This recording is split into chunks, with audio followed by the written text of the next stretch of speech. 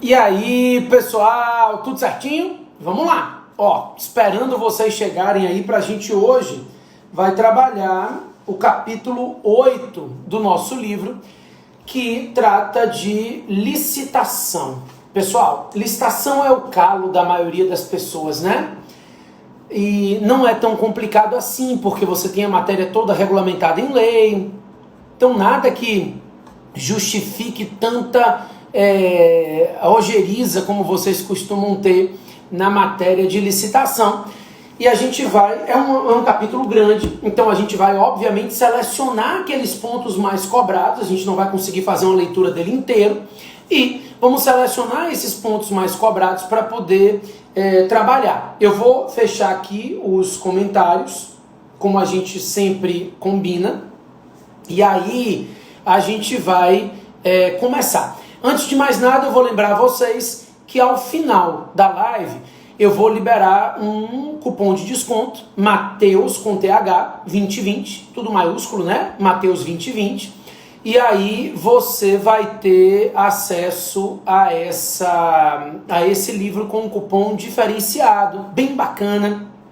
E você vai conseguir me acompanhar aqui com o livro, tá? Além disso, eu liberei para os meus alunos daqui do Estúdio com o Autor um cupom de desconto para mim isolada do Aprenda, né? É Mateus 10, Mateus com TH 10, tudo maiúsculo, Mateus 10. Essa você pode adquirir, a isolada completa de direito administrativo, aprenda.com.br/Mateus Carvalho. Esse cupom vale tanto para a isolada completa quanto para aquela que trata só de improbidade e lei anticorrupção atualizada com o pacote anticrime. Então as duas lá no mesmo link, tá? Vamos lá? Com os recados dados, a gente está aqui todas as quartas-feiras, às 19 horas. Essa live vai ficar salva. Todas as outras estão no meu canal do YouTube, Professor Mateus Carvalho. Então, se você está começando hoje, vá dar uma olhadinha nas lives anteriores, vai estudar comigo todos os capítulos do livro. Professor Mateus Carvalho é o meu canal do YouTube, eu tenho botado todas as lives lá e vou colocar essa lá também, assim que a gente terminar aqui, tá certo? Pessoal, o manual 7ª edição, a matéria de licitação começa na página 455, tá? E obviamente, como eu disse a vocês, a gente não vai trabalhar todo o capítulo porque ele é muito grande. Então, eu selecionei determinados temas que são muito relevantes para a gente analisar licitação. Primeiro, pulando aqui alguns aspectos, eu parti para o procedimento licitatório.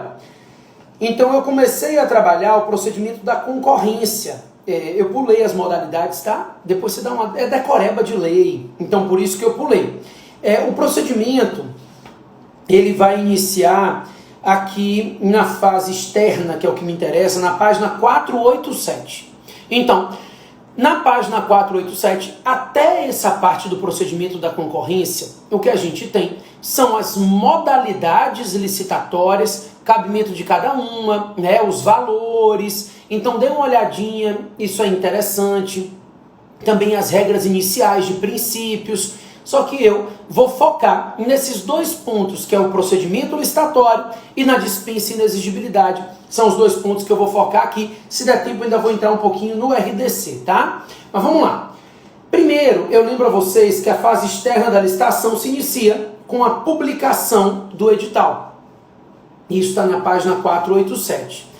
No momento que o edital é publicado, abre-se um prazo.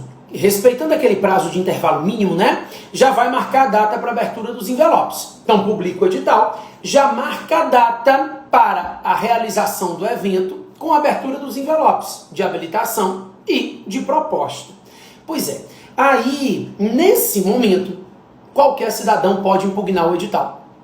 A página 488 traz uma linhazinha do tempo que facilita a vida de vocês, tá? Então, se você olhar a página 488, você vai ver publicação do edital está de um lado, abertura dos envelopes está no outro, e aí você tem os prazos. Se for um cidadão quem vai fazer a impugnação ao edital, ele pode impugnar até o 5º dia útil anterior à data marcada para abertura dos envelopes. Então, ainda faltando 5 dias úteis para a abertura dos envelopes, qualquer cidadão pode impugnar o edital. Se ele não for um cidadão qualquer, ele for um licitante, ele vai participar da licitação, o prazo dele é maior. Ele pode impugnar o edital até o segundo dia útil anterior à data marcada para a abertura dos envelopes, faltando somente 2 dias úteis, esse licitante ainda pode fazer a impugnação do edital, né? Se houver impugnação, mesmo que não haja, eu até transcrevi aqui a súmula 473 do STF, o edital é um ato administrativo. Então, ainda que ninguém faça a impugnação, em virtude do princípio da autotutela, a administração pode de ofício, e deve, de ofício, determinar a alteração ou nulidade, se houver necessidade, né, se houver algum vício no edital. A questão é, alterou o edital, tem que publicar de novo. Isso está escrito aqui, né, na página 488, ainda no finalzinho. A alteração enseja uma nova publicação nos mesmos moldes da publicação originária, obrigatoriamente, da parte alterada, né, publica errata. E a princípio, quando for feita essa alteração, tem que se reabrir o prazo de intervalo mínimo. E aí eu fiz uma ressalvazinha de azul com a atenção. Atenção porque se a alteração do edital não modificar o conteúdo das propostas. Então, se for uma alteração meramente material, que não modifica o conteúdo das propostas, não precisa reabrir o prazo de intervalo mínimo.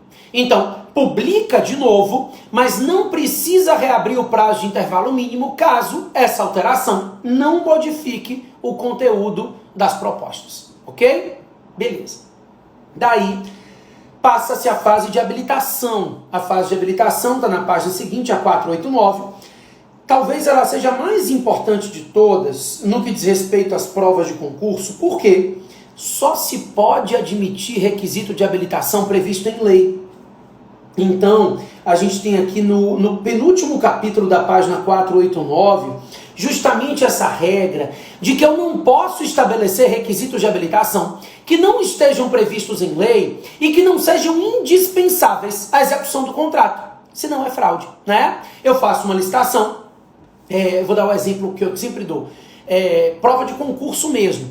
O edital, prova de advogado da Petrobras, era uma prova de segunda fase, concurso, prova discursiva.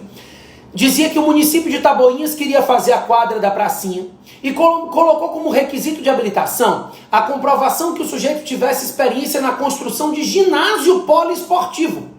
Para fazer a quadra da pracinha, ele precisa ter a comprovação de ginásio poliesportivo? Não. Eu estou exigindo mais do que o necessário a execução do contrato e com isso eu restringo a competição indevidamente. Então, eu só posso restringir a competição nos limites da lei, tá? Eu só posso fazer essa restrição dentro dos limites estabelecidos na lei. Então, a gente não vai permitir qualquer critério que não sejam aqueles da lei. E o artigo 27 coloca. Aí na página 490 e na 491, a gente tem os 6 requisitos de habilitação do artigo 27 da 8666. Então tá aqui a habilitação jurídica, que é a comprovação de que a empresa ela existe, né? Ela existe regularmente no mundo jurídico. Depois, a qualificação técnica, que não pode ser nem mais técnica, nem menos técnica do que o necessário à execução do contrato. Então, a qualificação técnica compatível com a execução do contrato. Depois vem a qualificação econômico-financeira, então balanço patrimonial e tudo mais. A regularidade fiscal, a regularidade trabalhista, ambas certidões negativas, né? E o cumprimento no artigo 7º 33 da Constituição, que é a não exploração de trabalho infantil. Todos requisitos postos no artigo 27 da Lei 8666. Na página seguinte, na 492, já tem uma atenção bem azul para você tomar cuidado com um detalhe.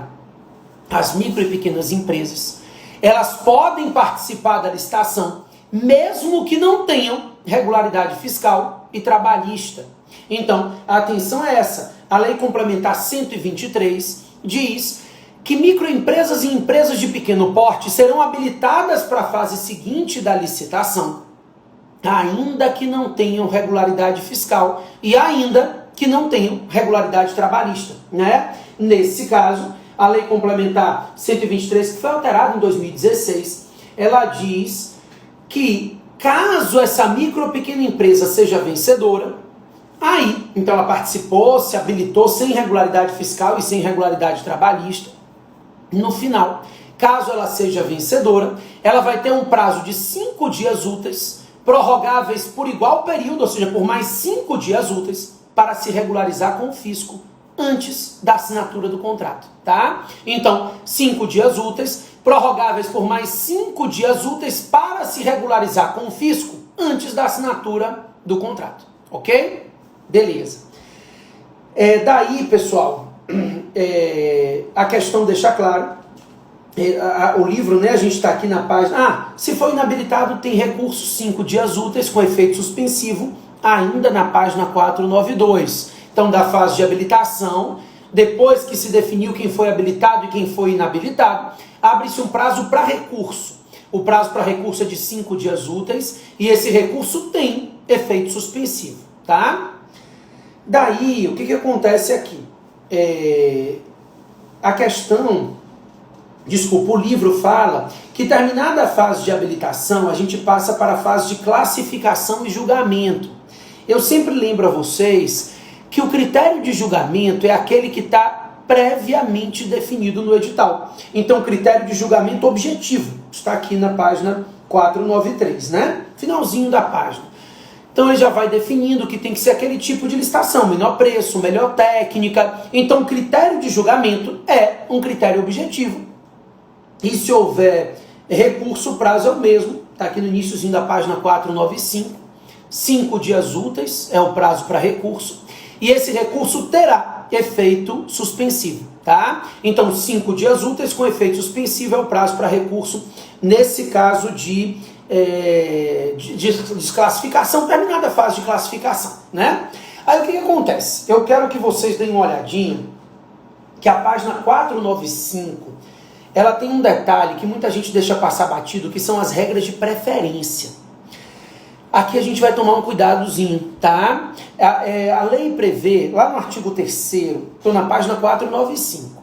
Então eu vou tratar um tema específico aqui. Nessa página 495, o artigo 3º, parágrafo 5º da Lei de Licitações, ele diz que a administração pública pode, previamente ao procedimento licitatório, isso não pode acontecer no meio da licitação, mas no início do procedimento licitatório, a administração ela pode estabelecer um critério de preferência. A lei diz que a preferência pode ser para a aquisição de produtos manufaturados, para a aquisição de serviços nacionais que obedeçam às normas técnicas brasileiras e para bens e serviços produzidos ou prestados por empresa que respeitem aquela cota mínima de portadores de deficiência. Então não é obrigado se conceder a preferência, mas a administração pode conceder a preferência. Caso ela conceda, essa preferência será de até 25% do valor originário, do valor da outra proposta, né? Ou seja, se essa proposta for até 25% maior do que a vencedora, é possível que ela vença a licitação, desde que tenha sido estipulado o critério de preferência. É a busca pelo desenvolvimento nacional sustentável, né? O mais interessante é que, adiante, a lei ainda diz assim, é possível se estabelecer uma preferência adicional. Eu estou aqui na mesma página, 495.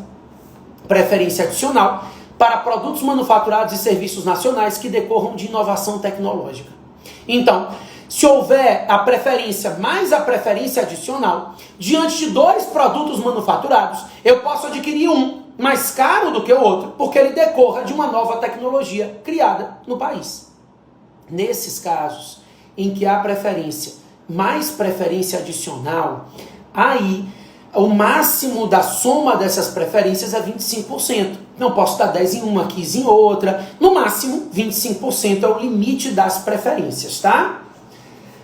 Terminada a fase de classificação, a gente parte para 496 página, acabou o trabalho da comissão. Então a comissão, ela para o trabalho dela nesse momento e a gente retorna a licitação para a autoridade máxima do órgão que vai homologar o procedimento licitatório. Homologar é fazer a análise da licitação e chancelar o trabalho da comissão. Então essa autoridade vai olhar, vai dizer, está tudo certinho, eu homologo. Então nessa fase de homologação, a autoridade responsável pelo órgão chancela o trabalho da comissão e homologa o procedimento licitatório, tá? Isso é a fase de homologação. Claro que a própria lei, e isso está na página 496, define que se houver algum vício de ilegalidade, ao invés de homologar, vai anular. E se não houver mais interesse público na contratação, ao invés de homologar, vai revogar. Claro, a revogação ela tem que se basear em uma situação de interesse público superveniente. Ou seja, eu demonstro que no momento que eu iniciei a licitação, havia necessidade da contratação, mas o interesse público mudou. E aí, revoga-se o procedimento licitatório. Depois adjudica, né? A página 497 traz o princípio da adjudicação compulsória. O que é isso? Pessoal, depois que adjudica, a administração não é obrigada a contratar. Não é. Mas, caso ela contrate o objeto daquele contrato, ela só pode contratar com o vencedor da licitação. Então, depois de adjudicar, ela não é obrigada a celebrar o contrato, mas caso celebre o contrato, ela só pode celebrar o contrato com o vencedor da licitação. Isso é o que a gente chama de princípio da adjudicação compulsória. Já o vencedor, estou ainda na página 497, aqui na 1, 2, 3, no quarto parágrafo, ele diz em relação ao licitante vencedor, se esse licitante for contratado, convocado pela administração para contratar, em até 60 dias contados da abertura da proposta, ele está obrigado a cumprir a proposta que ele fez. Então, se ele for convocado pela administração em até 60 dias contados da abertura da proposta, ele precisa cumprir a proposta que ele fez e contrata com a administração, sob pena de sofrer as sanções legais. Caso não faça, a administração chama o segundo na proposta do primeiro, segundo, terceiro, e na ordem de classificação, sempre para ver se algum tem como contratar na proposta do primeiro, tá? Daí eu vou pular para a página 499, porque a grande sacada nas provas em geral é diferenciar a concorrência do pregão. Então a gente analisou o procedimento da concorrência e a gente precisa analisar o procedimento do pregão. O que diferencia a concorrência do pregão? A primeira grande diferença é a inversão nas fases do procedimento licitatório. Na página 499, me acompanhe, no finalzinho dela tem a ordem do pregão. Porque a gente viu na concorrência o seguinte: publicou o edital, habilitaram-se os licitantes, classificaram-se as propostas dos licitantes habilitados, homologou e adjudicou. No pregão, as fases são invertidas. Então, depois que publica o edital, me acompanha aí na página, depois que publica o edital, primeiro se classificam as propostas para depois habilitar. Daí adjudica para no final homologar. Então a homologação, ela acontece no final de tudo. E aqui primeiro é feita a classificação para depois habilitar. É mais prático. A fase de habilitação é a que mais demora. Então, ao invés de sair habilitando um monte de gente para depois escolher um só, eu primeiro escolho e depois eu habilito aquele que eu já escolhi, tá? Então a ideia é de que aqui primeiro é feita a classificação, se seleciona o vencedor e depois habilita aquele sujeito que você já havia escolhido, ok? Beleza. Além disso, a gente tem um outro detalhe no pregão, vamos para a página 500, que fala da parte do fato, né, de que a gente tem aqui os lances verbais na fase de classificação. Então, a regra é simples. A lei estabelece que as propostas são entregues lacradas. Os licitantes, então, terão essas propostas selecionadas, são propostas escritas, sempre com base no menor preço, tá? O pregão é sempre menor preço. E aí, as melhores propostas passam para uma fase de lances verbais. A página 500 diz isso. Então, o artigo 4º da lei diz assim, passam para os lances verbais, diz o inciso 8º, eu botei o inciso 8º e o 9º, os dois aqui. Ele diz assim, passam para os lances verbais a melhor proposta e todas as outras que não ultrapassem 10% da melhor proposta. Então não tem quantitativo máximo. Se eu tiver 10, 15, 20, todos dentro dos 10%, vão todos para os lances verbais. A melhor proposta e todas que não ultrapassem 10% dela passam para a fase de lances verbais. O inciso 9 diz assim, se não houver 3 ofertas, pelo menos 3 ofertas, definidas no inciso anterior, ou seja, se não tiver pelo menos 3 propostas dentro dos 10%, eu vou ter que completar o mínimo de 3, tá? Então, a ideia é de que, a princípio, passa todos que tiverem dentro dos 10%, mas no mínimo devem passar 3 propostas, no mínimo 3, certo? Daí, seleciona o vencedor, habilita esse sujeito, os critérios de habilitação são os mesmos, o próprio pregoeiro adjudica e no final homologa. Com um detalhe, o recurso, ele tem uma fase única. Isso tá, deixa eu ver onde é que ele está aqui. Na página 501. No iniciozinho, lá no topo da página 501. Terminada a fase de habilitação, antes de adjudicar, o pregoeiro pergunta, alguém recorre? O prazo para recurso é imediato. Então, quem tiver interessado em recorrer, deve recorrer imediatamente. Caso recorra imediatamente, vai ter um prazo depois de 3 dias para elaborar e entregar as razões do recurso. Então, prazo para recurso é imediato, mas o prazo para razões, depois que ele recorrer, é de 3 dias. 3 dias corridos, tá? Perfeito. Daí, eu vou partir aqui para a... Deixa eu passar rapidinho para falar de dispensa e inexigibilidade. Inclusive, a gente tem aqui... tem uma questão interessante nesse tratamento das micro e pequenas empresas, que é o sistema de cota. Deixa eu ver se eu acho isso aqui rapidinho. Página 511 da lei estabelece o seguinte. Deixa eu achar aqui. Aqui, no final, a última linha da página começa na 511, então vai ser 511 e 512.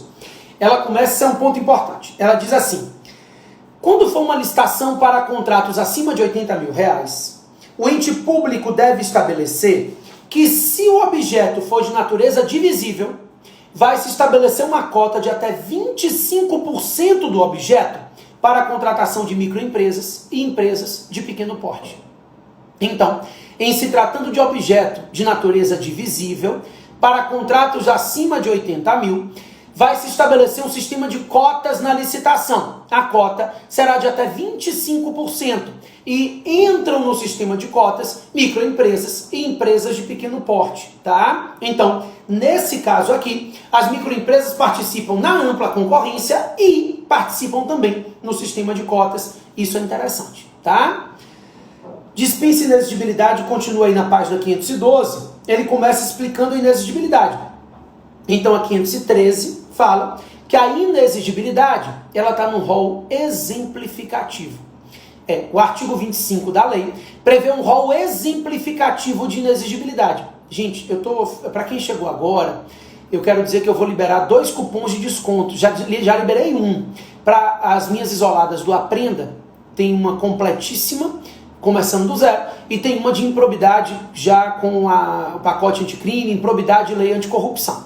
Ambas têm um desconto, o link é aprenda.com.br/Mateus Carvalho, tá? aprenda.com.br/Mateus Carvalho, e em ambas você pode colocar um cupom Mateus com TH, Mateus 10, maiúsculo, tá? Então Mateus 10 é o cupom que está disponível lá com desconto para as isoladas. Quanto ao livro, o cupom é mais rápido, porque esse cupom Mateus 10 vale aí uns 4 dias ainda.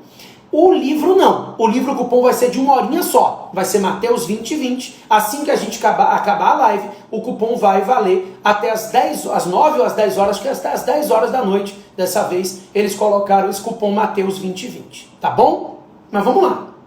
a inexigibilidade, no artigo 25, ela estará presente todas as vezes que for inviável a competição. Então, se a competição for inviável, a licitação é inexigível. Então, nesses casos, pessoal, nós temos um rol meramente exemplificativo, porque a inexigibilidade decorre da inviabilidade de competição, tá? O artigo 25 traz, a página 513 traz os pressupostos da licitação, né? O lógico, o jurídico e o fático. Dê uma lida nisso aí, isso é interessante. Inclusive eu fiz um QR Code na página 514, tem um QR Code no livro com um videozinho explicando essa questão da inexigibilidade com mais detalhes. A dispensa é um pouquinho mais complexa para a prova objetiva porque é decoreba. Não existe uma lógica para a dispensa. A dispensa estará presente nas situações em que é plenamente viável competir, mas a lei dispensa. Então seria possível fazer competição, mas a lei dispensa o procedimento licitatório. Então o artigo 17 e o artigo 24 prevêem um rol taxativo de dispensa de licitação. Não é meramente exemplificativo, você vai dar uma lida, tá? Da página 515 até a página 524, a gente traz as hipóteses de dispensa e eu quero que você dê uma lida nelas. Porque é o decoreba de prova objetiva mesmo, cai nas provas objetivas de vocês. Na página 525 tem um aprofundamento que é a licitação carona, que eu gostaria rapidamente de conversar, tá? No final, inclusive tem um QR Code falando um pouquinho de algumas alterações aqui interessantes. Mas de antemão, a licitação carona, ela ocorre, né, ou a adesão à ata de registro de preço, ocorre quando um órgão que não participou da licitação para registro de preço pede para aderir à ata do órgão que licitou. É porque a gente sabe que pode haver licitação para registro de preços, né? Isso também está no livro, eu vou remeter você aqui se depois dá uma lida nela. A licitação para registro de preço, ela está na página 480 do livro. Então, na página 480 se explica que a licitação para registro de preço ocorre quando a administração licita para deixar os preços registrados no órgão. Essa ata de registro de preço vale 1 ano. Então, se o órgão precisar contratar com o vencedor do registro, dentro desse período de 1 ano, ele pode contratar sem precisar de nova licitação. A questão é quando o órgão que não fez licitação para registro de preços quer contratar com o vencedor do registro de preços de outro órgão. Aí, nesse caso, nessa situação, ele vai pedir a adesão à ata de registro de preço ou a licitação carona. Em grossas linhas, tem alguns pontos que eu queria que vocês anotassem. Primeiro, para que a carona, né, para que a adesão à ata seja possível, a ata tem que estar vigente, ela tem vigência de 1 ano. A empresa tem que concordar e o órgão licitante também. Então, o órgão ou entidade que fez a licitação devem concordar. A empresa que venceu a licitação deve concordar e a ata tem que estar vigente. Além disso, o decreto estabelece que, no máximo, a licitação é possível para aderir à ata, desde que a soma de todas as adesões não ultrapasse o dobro do quantitativo que foi licitado. Então, se ele licitou 20 carros, é possível a adesão à ata para comprar até 40 carros. É o dobro, tá? Então está na página 527 isso aqui. A ideia é de que pode ser o dobro. Somando todos, cada órgão que quiser aderir só pode adquirir no máximo 50%. Então eu tenho uma licitação para 20 carros, o órgão que quiser aderir pode comprar até 10 carros na adesão à ata. Somando todos os órgãos que aderirem, o máximo de carona que se pode dar é o dobro daquele quantitativo que havia sido licitado. Tá bom? Isso foi alteração recente no decreto 7892, que trata de registro de preço.